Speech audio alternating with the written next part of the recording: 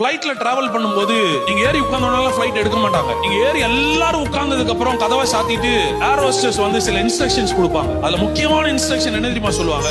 Any time ஒரு accident நடக்கிறது போல ஒரு சஃபகேஷன் உங்களுக்கு வருது, ஒரு டிஸ்டர்பன்ஸ் உங்களுக்கு வருதுன்னா நீங்க என்ன பண்ணணும்னு சொல்லி தருவாங்க. இமீடியட்டா மேல இருந்து மாஸ்க் விழுகும்பாங்க. மாஸ்க் விழுகும்போது அவங்க என்ன தெரியுமா சொல்லி கொடுப்பாங்க? நீ பெரிய தியாகி மாதிரி, பெரிய அன்பானவன், குடும்பத்தை நேசிக்கிறேன்னு முதல்ல உன் பிள்ளைய காப்பாத்தாத, முதல்ல உன் மனைவியை காப்பாத்தாத, நீ முதல்ல மாஸ்க போடுமா.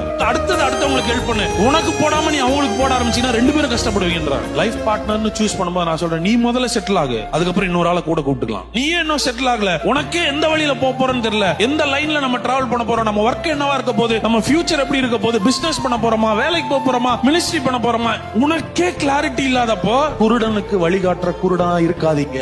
ரெண்டு பேருடைய லைஃப் போயிடும். மேரேஜ், லைஃப் பார்ட்னர், லவ் அப்படின்றது நீ செட்டில் ஆனதுக்கு அப்புறம் ஸ்டார்ட் ஆகும். அதுக்கு முன்னாடி பண்றது எதுவுமே உங்களுக்கு டேஞ்சரஸ் தான்.